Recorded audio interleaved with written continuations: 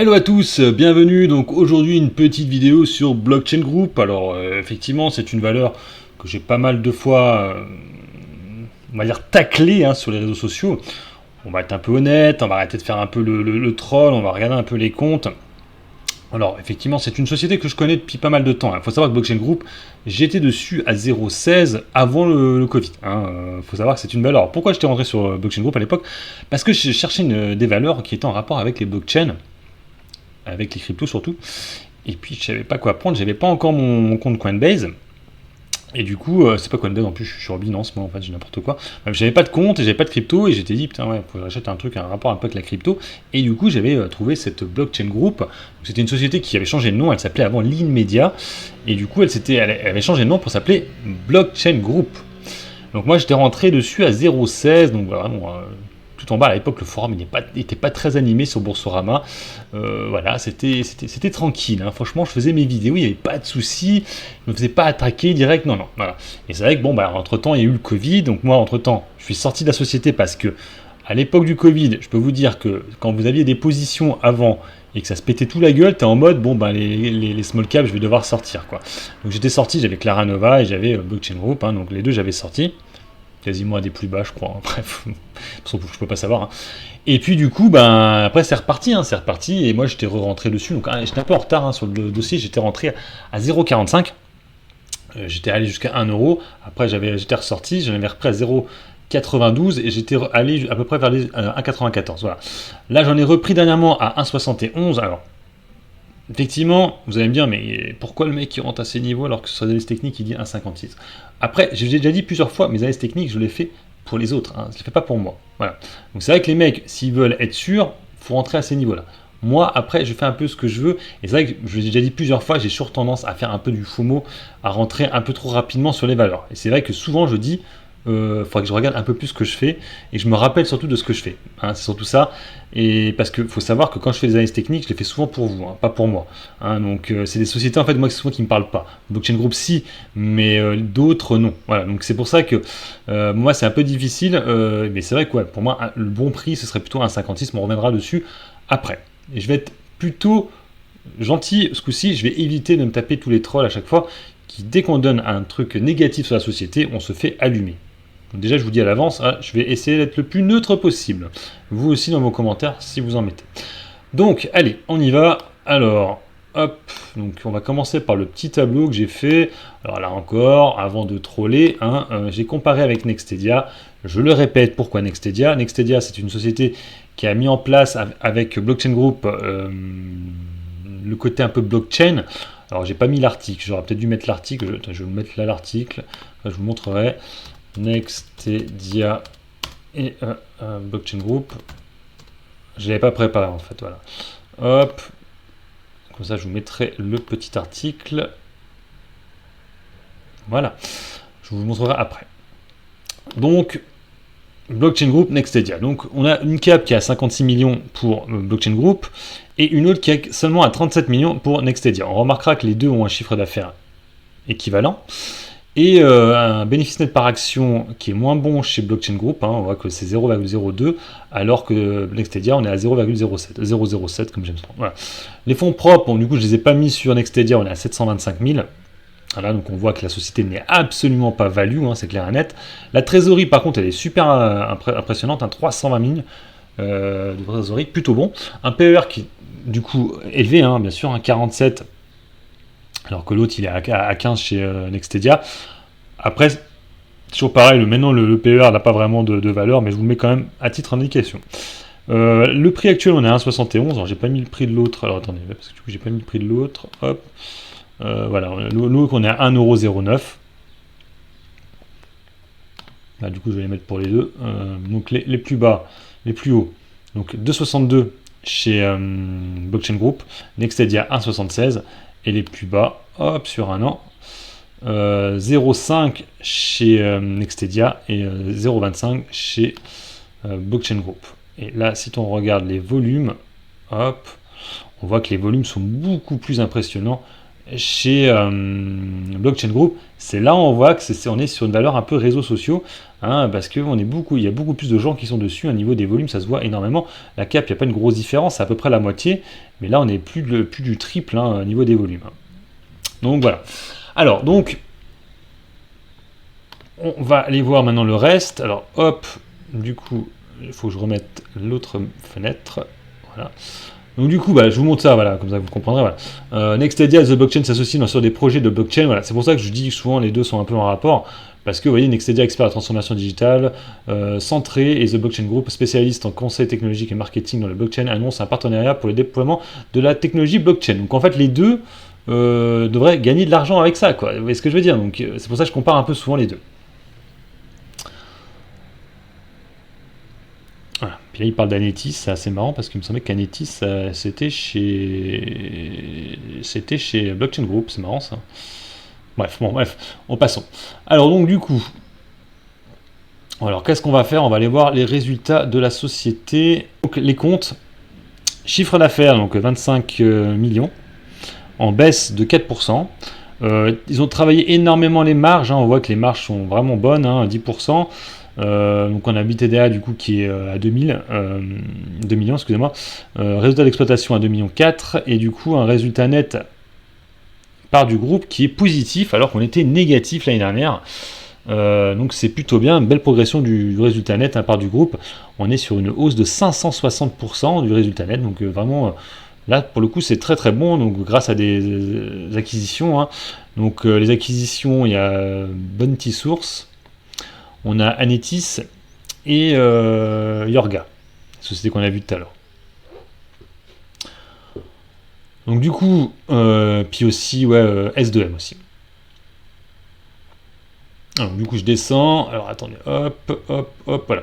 On va revenir vite fait sur la compta, non c'est pas ça, si c'est ça, le bilan. Le bilan, voilà. Donc ça, stop sur en cours, je descends, capitaux propres, donc 725, ce que j'ai dit tout à l'heure, hein, voilà. Alors l'année dernière ils étaient négatifs, hein. Ouais, tu as moins 810, et grâce à un résultat net positif, du coup ils ont pu progresser, vous voyez, hein. Donc les dettes, voilà, c'est les dettes que je voudrais revenir. Voilà. C'est vrai que j'entends beaucoup de personnes me dire, en fait, elle est totalement désendettée. Alors effectivement, il y a eu une news comme quoi la BPI annulait entièrement la dette. Hein. Alors normalement, elle devrait plus y être là dans les comptes 2020, mais je trouve pas qu'il y ait une grosse différence. Alors, soit c'est celle-là, mais il n'y a pas une grosse différence, parce qu'on voit que par rapport à 2019, là il y a une grosse dette sociale et fiscale, donc peut-être des prêts qui n'étaient pas en 2019, donc ça ne peut pas être la dette de la BPI. La dette de la BPI, elle était là depuis 10 ans. Donc ça ne peut pas être celle-là. Donc est-ce que ce serait celle-là? Mais alors du coup, ils n'ont pas gagné grand-chose, parce que là, les dettes, elles sont toujours là, quoi. Hein. On était seulement à 3 millions de dettes l'année dernière, en 2019, et là on a 11 millions. Hein. Et bon, il parle de 200 000 euros. Hein. Donc 200 000 euros, ça pourrait être ça. Hein. Ça pourrait être ça. Ce serait peut-être ça, mais normalement s'ils le mettent hors bilan, non. Bref, c'est pas non plus extraordinaire, mais pour moi les dettes sont quand même toujours là. Hein, voilà. Elles sont moins impressionnantes qu'avant, mais pour qu'on soit honnête, hein, la BPI c'est pas ça, plus ça, plus ça, plus ça la BPI, non. C'est soit elle est là, emprunt et dette financière, dont dette de plus d'1 an, je pense qu'elle est là-dedans, je pense. Hein, donc les 200 000 euros ont été retirés, voilà. Mais bon, il y a la dette sociale et fiscale, on a à 6 millions là, alors qu'on était il n'y a rien avant. Les fournisseurs et contrats attachés, on a doublé l'endettement aussi. Donc voilà, je dirais que j'entends beaucoup de gens dire elle est plus du tout endettée la société. Je suis désolé, la BPI ils ont annulé la dette, mais il y a d'autres dettes qui sont là, hein, on est d'accord. Hein. Donc il y a toujours cette problématique de dette qui est là sur la société. Donc à faire attention. Yorga, l'autre société qu'ils ont prise, là, pareil, hein, le chiffre s'était bien effondré en 2019, ça c'est le résultat net. Hein. Bon, ils l'ont dit dans leur communiqué qu'ils avaient remonté la pente, mais c'est vrai que c'est une société qui pâtait un peu de l'aile. Hein. Le chiffre d'affaires c'était pareil, hein, qui avait pas mal chuté. Donc bon, ils ont réussi à repartir. Mais l'effectif aussi, du coup, ils ont dû taper un peu dans l'effectif aussi, hein, parce que l'effectif était à 106, on n'est plus qu'à 77. Donc voilà, donc du coup je vais aller voir Blockchain Group. Il me semble que j'étais allé. Ah non, c'est peut-être celle-là en fait. Ah oui, c'est ça, voilà, c'est ça que je voulais voir. Voilà. Je voudrais revenir sur l'augmentation de capital qu'il y a eu là, dernièrement là, sur la société. Alors, pas mal de gens ont dit que l'augmentation de capital, alors, elle a eu lieu, oui, augmentation de capital, un montant de 6,6 millions, voilà, hein, par mission de nombre d'actions à 6 millions. Parce qu'effectivement, les actions nouvelles étaient à 1 euro. Vous voyez, la prise de décision était le 26 janvier 2021. Donc, j'ai entendu pas mal de gens dire que la dernière augmentation de capital était rélutive. Moi, excusez-moi, mais le 26 janvier, on n'était pas à 1 euro sur. Peut-être que je me trompe, hein, mais on va aller voir du coup, hein. Mais il me semble pas qu'on était à 1 euro sur Blockchain Group à cette époque, hein. Début décembre, ça me paraît bizarre, hein. Décembre, je dis n'importe quoi. Début d'année, on n'était pas à 1 euro, hein. Donc c'est vrai que. On va mettre sur 3 mois, ça sert à rien. Alors, eux ils l'ont eu pas cher, hein. Ah, c'est clair qu'ils l'ont eu pas cher, hein. Ils l'ont eu pas cher, hein. Voilà. Donc, si on remonte, j'ai pas dû remonter assez loin en fait. Voilà. Donc, quand ils ont mis en place leur augmentation de capital, c'est quand il y a eu la grosse chute, on était à peu près là, quoi. 26. On était à 1,71 €, quoi. Vous voyez ce que je veux dire, quoi. Et eux, ils l'ont eu à 1 euro l'action, hein. Donc, c'est pour ça que je pense pas qu'on retournera en dessous des 1 euro sur Blockchain Group, parce que, bon, hein, ils ont eu des actions quand même pas chères. Non, c'est pas ça. Voilà. Voilà, donc c'était le 21 janvier. Donc vous voyez, un nombre d'actions réservées, donc les dirigeants, tout ça, Granny Holding, Atenis, hein, la fameuse société que je vous parlais avant, Actenis, Nextage, et on a aussi Amundi, aussi Avenir Innovation, bah, c'est tous les grands souscripteurs, hein, c'est pas vous qui les avez ces actions-là, voilà ce que je veux dire, hein. Voilà. Mais en aucun cas les actions étaient rélutifs, hein. J'ai entendu rélutifs, non, les actions étaient moins chères que le prix. Mais après, vous l'avez pas vraiment senti. Le seul moment où vous l'avez peut-être senti, c'est au niveau du cours de bourse, mais même pas, quoi. Le 26 janvier, ouais, on était quasiment à des plus bas, quoi. Voilà, c'est à ce moment-là, et après, ça a remonté progressivement, quoi. Donc voilà. Donc dernière chose, du coup, on va comprendre plus de logique. C'est qu'effectivement, la session qui a eu lieu là, ben ouais, effectivement, c'est des actions qu'ils avaient eu pas cher, hein. Des actions qu'ils avaient eu à 1 euro, et du coup, ils se sont fait un petit peu d'argent, quoi. Charles Kramer et Xavier Latil. Donc vous voyez un peu la logique, hein. Donc, augmentation de capital. Alors là, effectivement, elles ne ressortent pas les augmentations de capital ici, mais il y a bien eu des augmentations de capital. Alors effectivement, dans celle-ci, non. Mais c'est celle-ci, voilà. La cession de Charles Kramer à 1,81, c'est des actions qu'il a eues à l'époque à peu près 1 euro, quoi. C'est possible, hein. Donc voilà pour Blockchain Group. Twitter. Alors là, vous avez l'évolution aussi des followers de Blockchain Group. C'est pour ça que c'est une valeur un peu, pour moi, les réseaux sociaux, hein, on voit qu'il y a de plus en plus de followers, hein. On en a 11 000. Pour finir, on va revenir vite fait sur le cours de bourse. Donc là, actuellement, sur la valeur... ah oui, c'est là. Moyenne mobile, bim, voilà. Donc là, pour l'instant, la moyenne mobile, là, on est au niveau de la MM20, on est légèrement en dessous. Bollinger, hop, on est les Bollinger resserrés. RSI, paf, voilà. Donc là, on est très neutral sur la valeur, c'est clair. Même si là on est passé en dessous de ce fameux range là qui était ici, là, vous voyez, hein. Là on a cassé, on est passé en dessous. Après moi ce qui me fait peur c'est que, comme je vous l'ai dit, il y a quand même un endettement qui est là. Je pense, ils en ont parlé, hein, il me semble, qu'il y aura une possibilité d'augmentation de capital, ça je le sens bien. Donc c'est pour ça que moi je serai vous. Vous n'êtes pas moi, vous êtes vous, hein. Toujours pareil, hein, quand je fais mes analyses, hein. Voilà. J'essaie de penser pour vous. Voilà. Moi, j'essaierai de la reprendre à 1,50. Moi, on y est déjà allé en fait, il y a peu de temps. À 53, 56, on y est déjà allé en fait, hein. Voilà. À 53 une première fois. Et une deuxième fois, 1,20 €. C'était le prix que j'avais déjà donné à l'époque. Voilà, ici. Voilà. Je pense pas qu'on ira en dessous. À cause de l'augmentation de capital qui a eu à 1 euro. Il y a peu de chances qu'on retourne en dessous. Donc, moi, je serai vous 1,50, 1,56. Et une deuxième fois 1,20 € si ça repart en baisse. Et puis voilà. Après, sinon, vous pouvez à la limite l'acheter à ce prix-là, actuellement, mais on pourrait avoir une augmentation de capital. N'écoutez pas les gens sur les forums qui vont vous dire qu'il n'y en aura jamais, tout ça. Restez quand même à chaque fois dans une logique. Ok, vous écoutez ce que disent les gens, mais restez un peu sur la retenue. Je vous l'ai dit, j'en ai pas parlé encore. Mais c'est une société qui est sur Euronext Growth, donc c'est un marché qui est pas réglementé, où les sociétés s'amusent un peu à faire un peu ce qu'elles veulent, hein.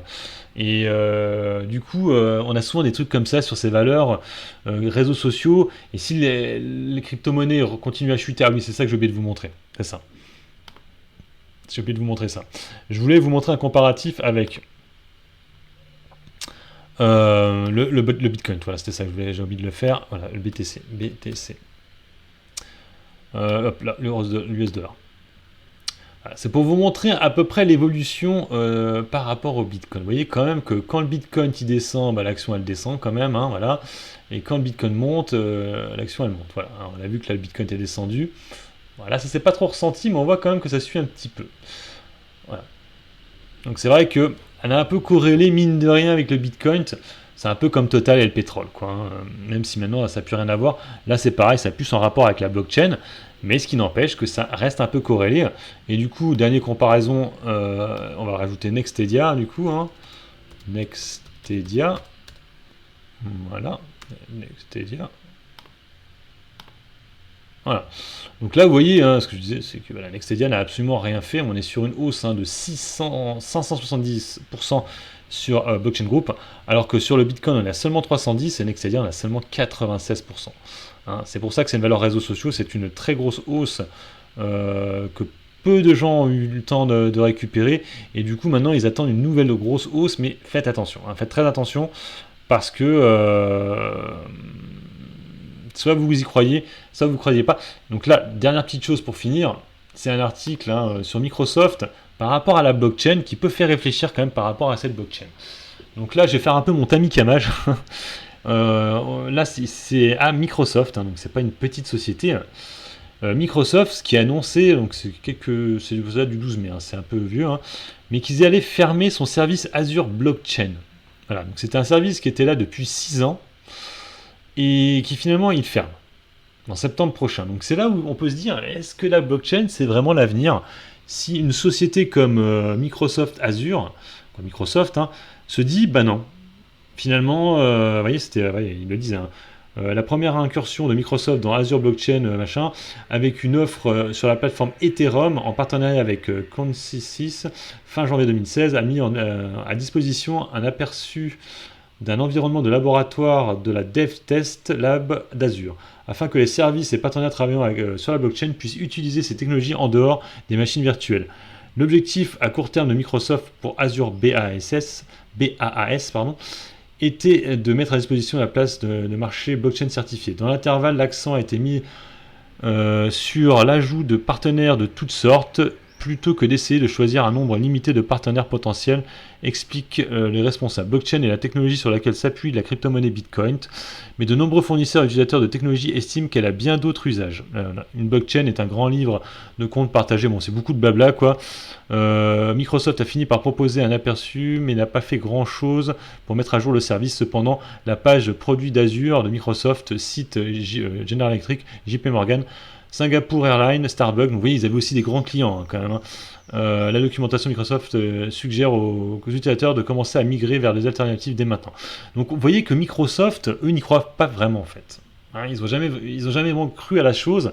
Et il ne faudrait pas qu'on tombe là-dedans. C'est-à-dire qu'on part dans une logique de ouais, c'est l'avenir, puis finalement on dit non, finalement c'est pas l'avenir. Et là, du coup, après, vous êtes coincé. Donc ça reste très touchy comme genre de dossier. Hein. C'est ça le problème dans les dossiers où on pense voir l'avenir. Quand tu te trompes, et ben après derrière ça fait mal. Hein. C'est ça le truc. Et derrière après, est-ce qu'on n'aura pas aussi une bulle des blockchains? À voir, pour l'instant il n'y a pas beaucoup de sociétés là-dedans, mais avec les crypto-monnaies, là actuellement on est un peu dans cette logique-là. On a vu un peu avec le Bitcoin qui a explosé à la hausse ces derniers mois. Donc on verra si ça rechute ou pas. Moi, je reste quand même assez positif, hein. Je pense plutôt que ça peut être l'avenir. Après, j'avoue que je peux me tromper, hein. Alors, franchement, on le voit avec les crypto-monnaies. Moi, actuellement, sur le compte de crypto-monnaies, je suis comme en moins-value de à peu près 10-15%. Hein. Donc, je suis en moins-value dessus. Le blockchain, pour l'instant, effectivement, Stellantis est dessus, tout ça. Mais est-ce que le futur sera vraiment sur la blockchain? Vous pouvez le mettre en commentaire, hein, ce que vous en pensez. Vous pouvez le mettre en expliquant pourquoi. Sur ce, je vais arrêter là ma vidéo. Donc, je vous ai mis les prix pour rentrer dessus. Voilà. Après, Si vous ne croyez pas en la société, vous n'achetez pas, bien sûr. Si vous y croyez, vous achetez. Mais voilà, moi je reste quand même plutôt OK pour le dossier. Après, faut être plutôt mesuré sur ses achats, ne pas mettre tout sur Blockchain Group. Voilà, allez, j'arrête là. N'hésitez pas à mettre des commentaires sous la vidéo, à vous abonner à la chaîne si vous aimez le contenu, des petits pouces bleus, c'est motivant. Et partagez, partagez, partagez. Allez, ciao à tous!